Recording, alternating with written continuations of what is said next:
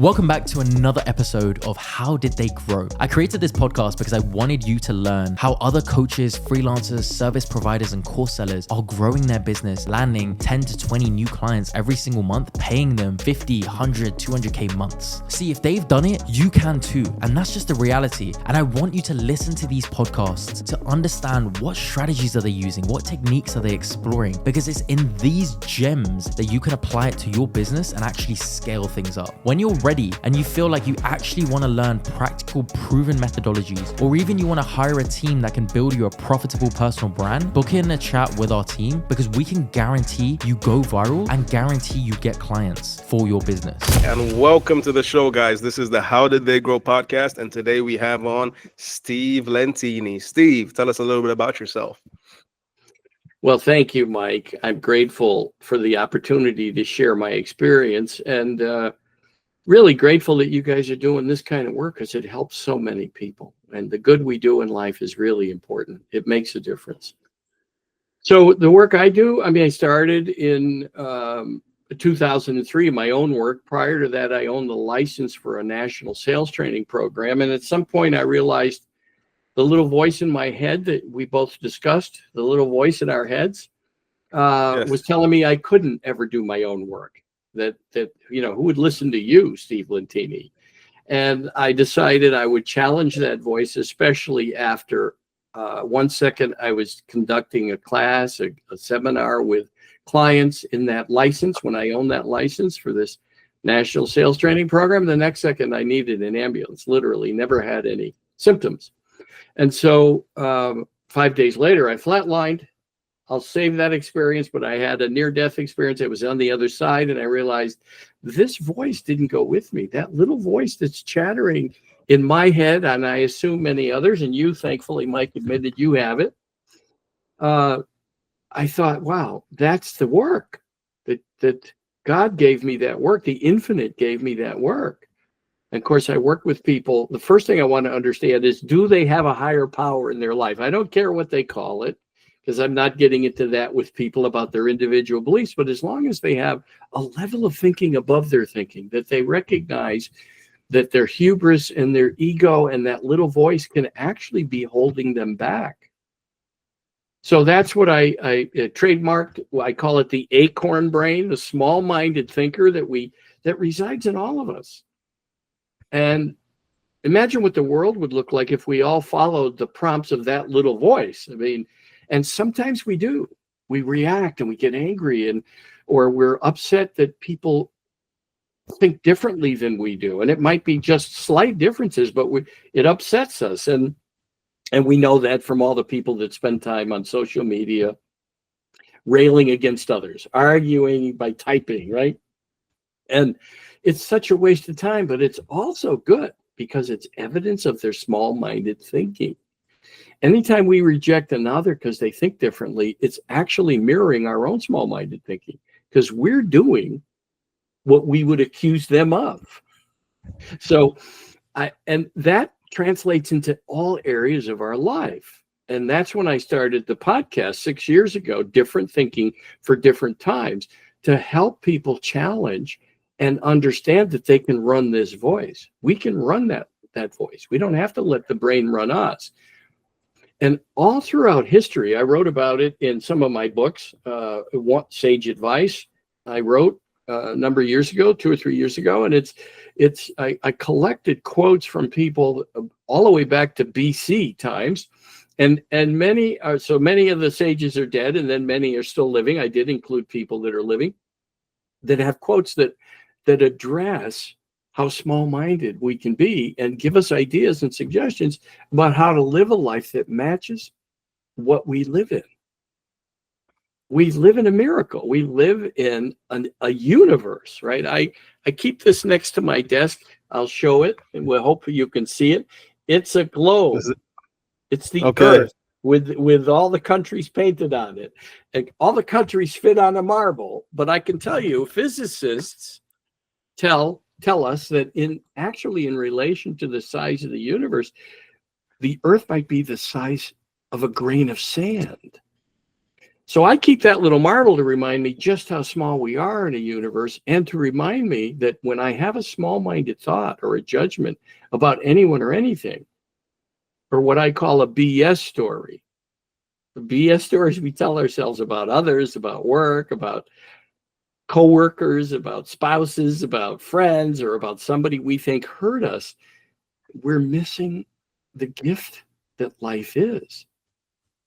So small-minded thinking is life is happening to me.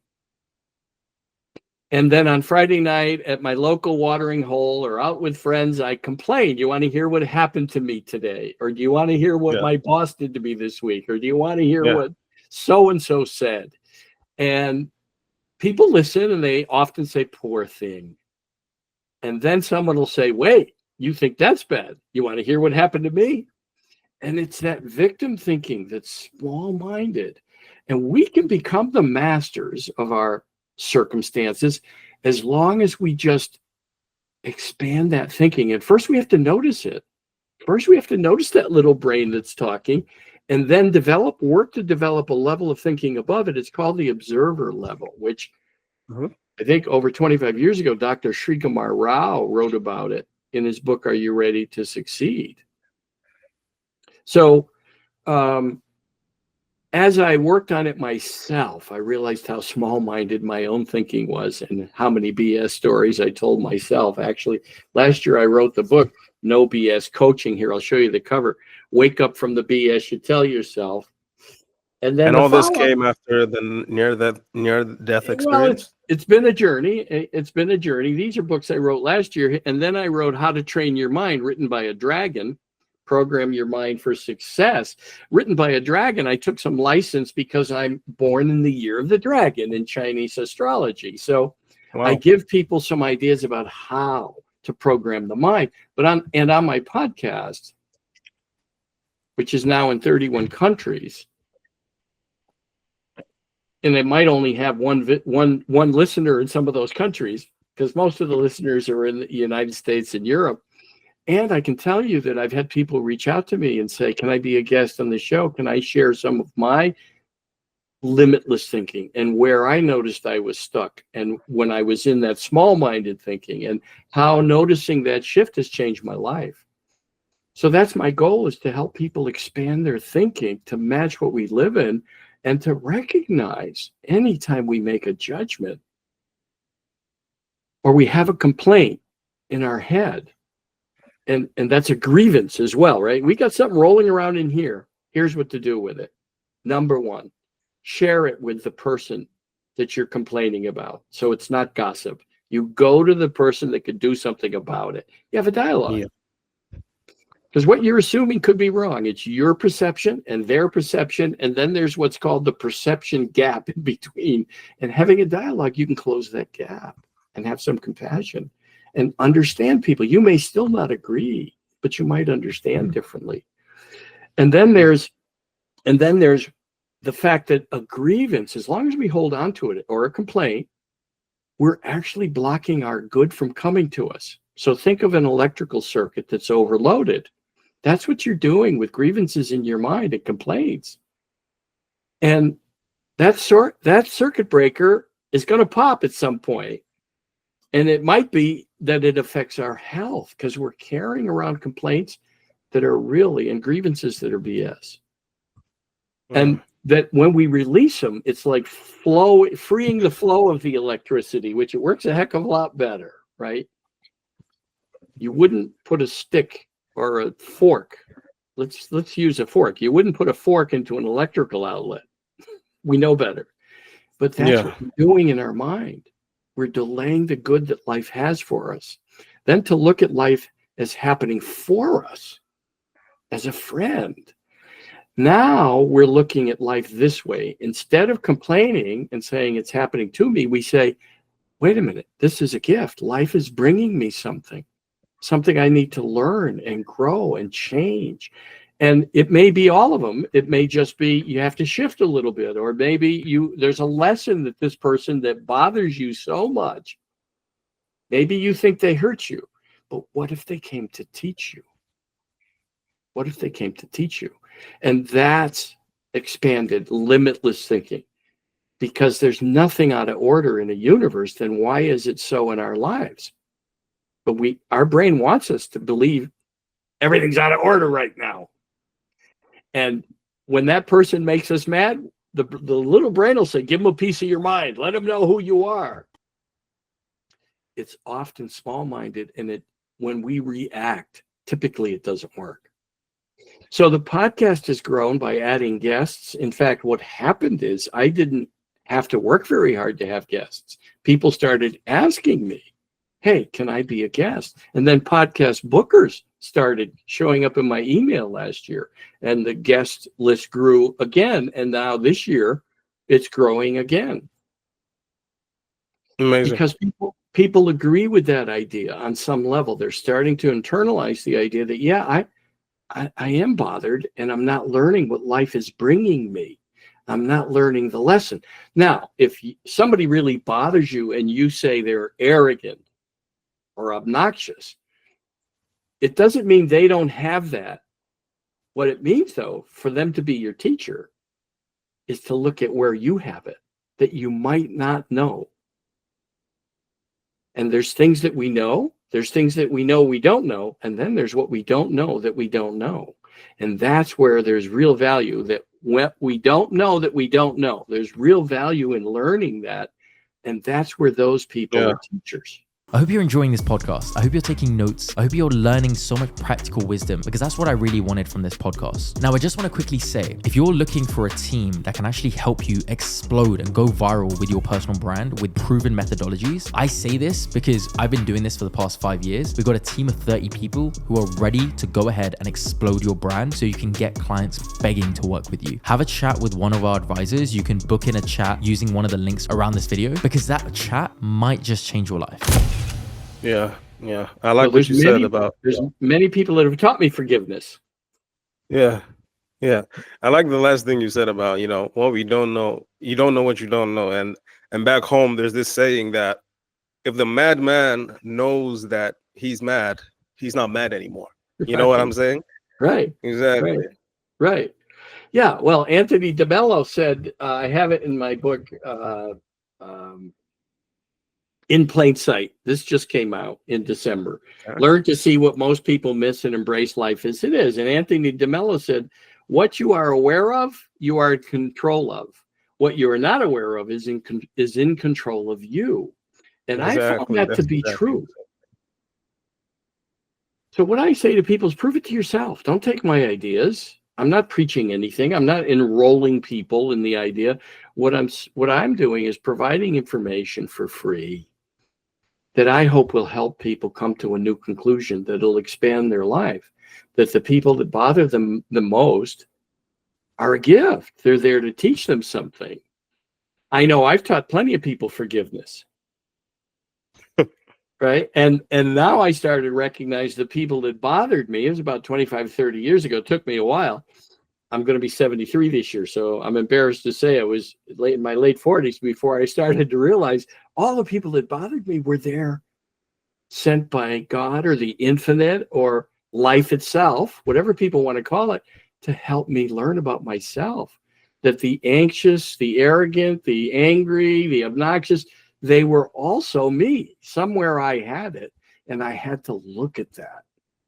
It didn't mean, like I said, that they didn't have it, but it made me more compassionate and able to chuckle. Oh, wow, you're really upset. Is it me? Instead of reacting. I knew I had something to learn, that they were showing me my own tendency to maybe somewhere else be obnoxious and angry and anxious and sad and whatever it was. So as I developed that awareness, it started to attract more people to my work, and that's gave me the idea to have the podcast. So I share it for free. I don't make any revenue from the podcast.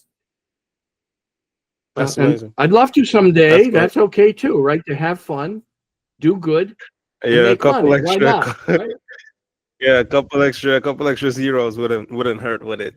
I think that's kind of like a nice transition into the business and how Sure. you've been able to grow this business, and why. Okay, let's say, why was the motivation to go into, you said leadership coaching, right? Mm-hmm, mm-hmm. Right. and what did you struggle with in the beginning?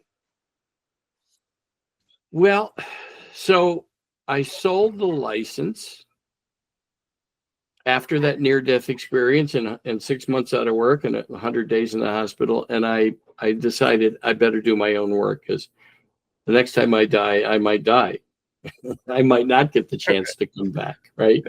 And why waste my life doing what I didn't like, what I didn't love? So I started paying attention to what energized me. And I wrote the book after I got out of the hospital. That's my first book, called Wake Up, Jump Into Your Life. And I started sharing it with people that had been in my sales training work, and they signed up. And then I had a client that said to me, "Hey, what are you doing?" I said, "I'm in the hospital." They said, "Well, we'd like to have you do more work with us." I said, "Well, I don't know when I'm going to get out of the hospital." And amazing what life brings. The guy said, "I'll wait for you." That was in January. I said, his name was Mike. I said, "Mike, I don't know when I'm getting out of here." He said, "I don't care. I'm going to wait for you." So April, I got cleared to go back to work. And wouldn't you know, the same day I'm driving back from the doctor's office, having been cleared to go to work, he called and said, "Hey, Steve, what are you doing?" I said, "I just got cleared to go to work." He said, "How about doing some more work for us?" And so between that, and I said, "Well, I got to do my own work. That's what I'm doing. I'm going to do my own work. I've decided I'm going to do it." He said, "Fine. You just give me your schedule and I'm going to give you work every week." And for 6 years, he did. 6 years. And he allowed me to do my own work. So gradually, it was something it wasn't either or, that I had to do my own work and struggle. It became either and. I did my own work and I did work for someone else. And it's fascinating how the guy just said, "Yeah, however, we can support you." And I had worked for him. He had gotten to know me. I had done work for that company. And I believe that because they had gotten to know me, that I had integrity, that I did what I said I would do, that I would always deliver on what they asked me to do as a consultant. That's why they offered me the work, because they knew me. And because they knew that I was showing up in a way that would serve them and their clients. So I had my work and their work. It wasn't. So what was your work? It was going to be my work or their work. It was, and that key word to, when we want to do something, sometimes we have to allow space for something for it to show up in a way that this brain would say, why are you going to work for somebody else while you're doing your own work? I'm curious, what was your work? So my work was that I started that course, Wake Up, Jump Into Your Life, teaching people about small-minded thinking. I didn't call it the acorn brain back then, but I said what we need to do in life is to expand our thinking and be more inclusive in our mind, and to appreciate all the differences in the world, because that's what we're here to do. We're here to learn to appreciate, not tolerate. Appreciate all the differences, because there's trillions of characters here on the earth, right? There's bugs and fish and birds and all kinds of things bother us. And then there's things we appreciate. And then there's all the different types of people. And if we were all the same, we wouldn't even know we were alive. The contrast in life is a gift from whatever created the universe. And for me, it's God. It's an amazing force. I know I can't create a universe. I can create my own little universe, but I can't create a universe that can accommodate 8 billion people and billions of suns in our own galaxy. I mean, there's no way I can create that. I can create my own world, understanding that I can have fun, impact many others, and make money. Yeah. Well, let me ask you, Steve, like, how deep into that journey did you get before you decided to leverage social media to help push that dream of yours, this acorn thinking, trying to get rid of this acorn thinking? How long did it take you to embrace social media? So I was doing it live for customers, and I would say it took, before I got onto social media, probably it took about 5 years. So around 2008, I started posting things, recording things. I think it says when I started on YouTube, I'd have to go back and look. And then I know the audience started to grow. Actually, YouTube started to grow not last year, the year before. I had 43 followers, and now I have over 3,000. And I had on Twitter, I had maybe 150, and now I have 16,000 followers on Twitter. And it's similar. LinkedIn and Facebook are over 3,000 followers. So, and it's growing every year. Amazing. So how does that affect your business in terms of, do you get most of your clients from what's it called, from social media? Do you get a lot of inbound leads from your content, or do you do a lot of referrals and ads? How does that work? So most of my business grows by referral, right? Because I have clients that have been with me for 25 years, 21 years, 15 years, 10 years, and they're referring me. And then, of course, from social media, that's where people are buying the books and reaching out. Hey, I bought the book. I had somebody reach out to me a few weeks ago. Hey, I bought the No BS book from Amazon, and thank you, Steve, for writing it. It's helped me already. Amazing. So social media has been key. And then the podcast is starting to grow, which is, again, it's all work that energizes me. I love to do it. I want to help people. The money will come. I have a saying that one of my coaches, I had a coach for over 20 years until she passed away. She used to say, when you do what serves the world, the money will follow. And I've been using that as a guide. That to serve the world. I think that's amazing. What would you say is one of your goals for you, Steve, and the brand and the podcast and general in 2025? From what I'm hearing, 2024 was a big year for you, but what are the goals? Where do you see yourself at the end of the year? Well, I love reaching people to consider experimenting with their life, stretching into things that energize them, do what they love, and expand from small-minded thinking. Leave behind judging people and look at the gift they're bringing you, right? Find the gift, especially if they bother us. And in the darkest times, or the most challenging times, be grateful and thank God, because that's life itself. That's coming from God to move you to something new. Instead of complaining about how difficult their life is to friends, say, I'm grateful for this. This is moving me somewhere. I'm thinking about what I need to do. I know it's a gift. And so I expect that I've already met some interesting people, and I've got new guests booked this year, some that would really challenge my own thinking, because I look for that. And then there's certainly like-minded people that want to join in, and they share the idea of expanding small-minded thinking into limitless thinking, and their work is doing it in a different way. But then I've had guests that have, for example, I've had 3 people, one that's upcoming in April, and then 2 I had last, I think, November, December, that were talking about helping people with psychedelics. Having guided journeys to overcome PTSD. They're helping veterans. They're helping people who have had traumatic experiences in their lives. Maybe it was sexual abuse, or maybe it was the effects of war, not just for soldiers, but people that live in war-torn areas. And they found that they're helping people. Now, I would not go on a psychedelic journey, and maybe someday I will, but right now I wouldn't. But that doesn't mean I don't appreciate their work and what they're doing, and they share their experiences.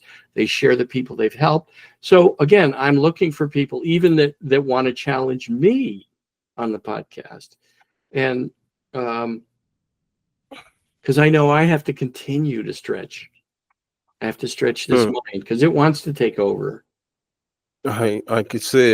And from what I'm getting from you, it's like It's that message of yours, to stop listening to that acorn brain. That is what you want to push the world. That is what you want to push to as many people as possible. And as you said, at the end of the day, if you're serving people, the money is going to follow. So let me just go ahead and ask you, what do you think is holding you back from reaching all those people in terms of what's that big thing? Well, that's a good question. I don't sit and think about what big thing would move me, and I'm not going to invest lots of money in marketing or just to get more followers. And there's people on YouTube you're probably aware that'll say, "Hey, send me this and I'll get you more followers." They're probably manipulating bots, or I don't know if they're real followers. Right? Never. Okay. And real views. I want to just do my work and trust, and it is growing. I'm trusting that that's life, recognizing I'm doing what's mine to do. I'm following my purpose and what energizes me and letting go of the rest. It's called detaching from outcomes. So if I'm here every day fully present, then I'm grateful for whatever this day brings me. And I get up in the morning. I talk about this in my books. I get up every morning and say, this is a fantastic day. I wonder what life will bring me. Somebody else said, oh, Steve, you could make it a rhyme. This is a fantastic day, and I wonder what life will bring my way. and that was one of my clients. I said, okay, I'll say that from time to time. I just get up, though, to remind myself to be grateful. And then during the day, to be grateful for things. To look around and say, I'm glad to be here. Mostly because I died once. And I think, as I shared with you, I was grateful waiting for the ambulance. I had been studying the power of gratitude. And then as I felt that pain and knew I needed an ambulance, I went next door to my partner's office. They called the ambulance, and then they were asking me, Steve, how you doing? I said, I don't know how my body's doing, and I'm grateful. I had an overwhelming sense of gratitude, and today I look back, it was also a sense of an otherworldly presence, right? For divine presence, the goddess, the God, the Brahma, the Buddha, the Abraham, the Christ consciousness, the Muhammad, it doesn't matter what you call it. I knew whatever happened, I was going to be fine. Including when I flatlined and left intensive care with two friends at the end of my bed, and I was one with everything and nothing, one with God. Immense light, immense mercy, grace, just a knowing that we are loved. And so my goal today is to love one person as much as I felt love that day, November 18th in 2002. I confess I'm not there yet, but I'm working on it. And knowing that that's our job, because the only thing mentioned in my life review was the good I had done, the lives I had touched, people I bought sandwiches for, gave money to, helped on the street, family and friends, of course, that I had helped move. All of that flashed before me, including people I smiled at, that I flashed a smile, right, that I connected there to it, just made some eye contact and smiled. All of those flashed before me. And I was not mistake-free. So that left me with the message, that's our job, to do good. My job anyway, because I don't try to convince anybody else. And then I ask people, how do you feel when you do good? Most everybody says. This is on a podcast? Or in general? Yeah, I ask them on the podcast, depending on the guest. Yeah. And in general, I ask people, how do you feel when you do good? Because when I share my experience. How do you feel when you do good? How do you feel when you do good? How do you feel when you're putting that message out there and people send you a message and it's like, yeah, that book changed my life. How do you feel, Steve? I know I don't need to be a New York Times bestseller. That's my goal, is to impact one life at a time. And that's an amazing thing. It's an amazing thing. And I have two books I'm going to write this year. One is called 24-Hour Good News. The Infinite Walks With Us.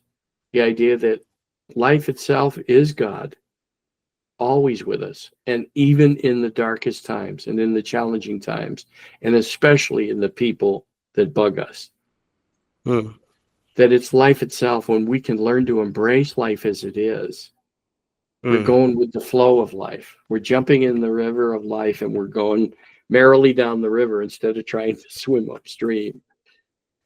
And I spent a lot of years doing that, fighting life, as Eckhart Tolle calls it. And now I don't. Eckhart Tolle says, when you fight life, life fights you. So I just want to be here every day, grateful I wake up here. If I woke up on the other side again, I'd be grateful there too, because I saw it. It's amazing. Amazing, amazing. So what would I say to people that want to grow their businesses? Do what's theirs to do. Follow their purpose in their heart, and not worry about the money. Not worry about money. Keep touching lives. Keep doing good. Keep getting the message out, especially if life has shown you that it's your purpose, that this is what you're yours to do in the world, so to speak. What energizes you, it energizes you for a reason. Think about. Let me ask you, Steve. Yeah, go ahead. Let me ask you, Steve. Sorry for cutting you off, but like, that's right. I agree with what you said. You know, you have that purpose and everything. Chase that purpose because you're going to be happy doing it, right? Yeah. Yeah. But I know a lot of people, especially in our audience, you know, young entrepreneurs, young coaches, they have this dream. And some dreams are really, how do I say, tangible in terms of your dream might be to make one person smile a day. You can do that wherever you are. Right. But if your dream is to change as many lives as possible, to change the mindset of as many people as possible, do you think that that is something that, you know, the audience, we have a lot of young entrepreneurs here, do you think it's something that they should not be,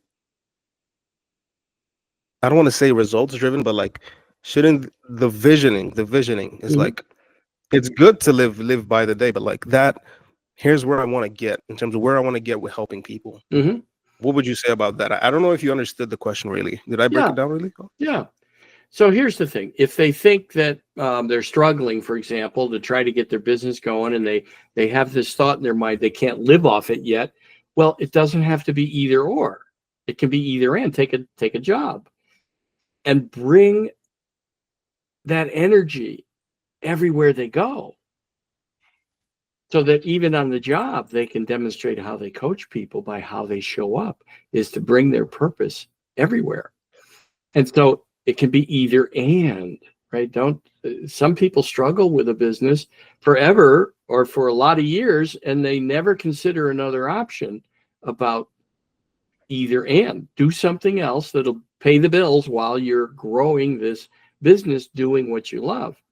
And the reason that doing what energizes us makes a difference, we live in something that's all energy. The universe is all energy. It's all energy. So something that comes into us that energizes us is coming from the universe.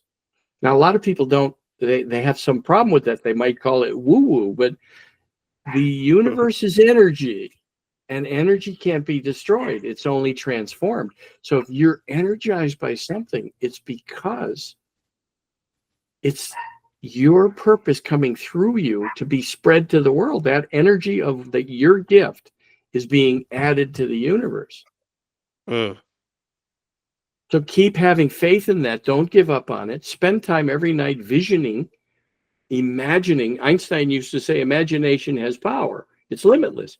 Imagine anything you want. And when your brain tries to suggest to you who you tell it, thank you very much for sharing. And yes, I am going to be a dynamic, motivational speaker, highly paid, $20,000 per event, something like that. Imagine it in your mind before it happens. Then have affirmations that tell your brain, wait, I am. As if you're already there. I am a powerful, dynamic, motivational speaker and teacher of universal law. You say it so that you're training your mind. That's going to the neuro gym. Recognize the thought. Okay, I see you, Mr. Judge, trying to get me, or Mr. Acorn Brain trying to get me to not believe in myself. And you lie. That voice lies. Now, don't say that at the shopping mall out loud or the supermarket when you get a thought. Don't say, oh, you lie, because people will think you're crazy. Just remind yourself that voice wants you to manage it. That's why that voice suggests negative things. It's like a kid in the toy aisle that grabs a dump truck or a doll and puts it in the carriage, and mom and dad say, "You're not getting that." And the kid goes into a tantrum on the floor, and the parents have to carry the child out. Or the child that's at the end of the supermarket aisle that grabs a candy bar, and mom and dad say, no candy bar, and the kid again goes into a tantrum. That's that little voice in our heads. It wants us to do what it suggests over and over again.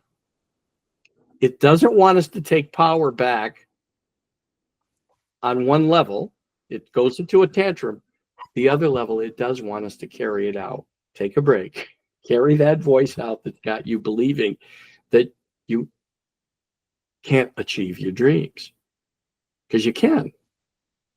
And then pay attention to what shows up in life, because that's life itself coaching you. And if it's God for you, good. Then it's God coaching you. If it's something else, as long as you have a higher power, just look at it as coaching you. It's there to help you. And especially the people that bother you. There's some real gifts in the people that bother you and the events that bother you in life. There's gifts in them.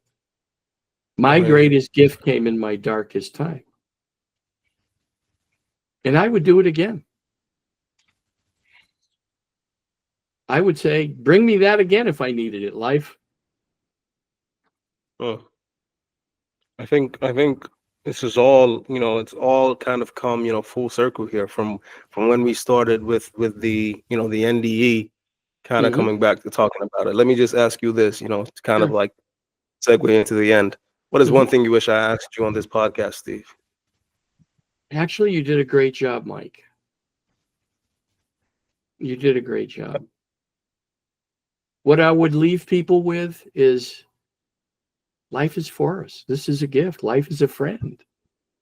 And find a way to embrace that, especially, like I said, when the times are really challenging or the people that come into your life really bother you. Look for the gift, because that's really what they're there to do. They're there to teach us something about ourselves that we're not yet aware of. And if we can embrace all of life as a friend, then we'll stop having the stories about, you want to hear what happened to me? No, it's happening for you. It's not happening to you. Imagine going to friends and say, hey, you want to hear what happened for me today? Amazing what life is doing. Had a flat tire, then I got a little fender bender, and then I had somebody that needed money, and I embraced it all. I changed the tire. I helped somebody else on the way. I had the fender bender, and we all had a good time. And I realized I needed to be more careful. And then I helped someone. It's not the human condition, right? We want to complain, but we that's the place to take control. Amazing. Where can the people go to find out and learn more about your work, Steve? Steve at stevelentini.com. Steve at Steve Lentini. Here, I'll show you one of the books. I'll assume that's your email, right? Yeah, here's the book. You can see my spelling. Steve Lentini, Lentini. Just add Steve in front of it. Steve at stevelentini.com. Amazing. So and anyone, I'm glad to give you a free coaching. Anyone that's listening, I'm glad to give you a free coaching, because my job is to help people in life and help people to really find that next level of thinking to help them win. That's what I want. Amazing. Thank you. I appreciate you coming on, Steve. This has been amazing. Hopefully we can have you on some other time. I'm grateful. And this is what you guys are doing, helping others win. It's a great energy. Mike. I'm grateful. I'm really grateful that you guys are doing this work. I really hope you enjoyed this podcast. I want you to go away and execute everything there is that you've learned. Now, one thing I will say is if you're in a position where you're ready to actually take things to another level, you want structured, clear guidance, you want a team that can actually help accelerate you, book in a chat with our advisors. Why? We can blow up your personal brand to attract clients begging to work with you. All you got to do is book in a chat with our advisors and we can help make it happen. Sound fair enough?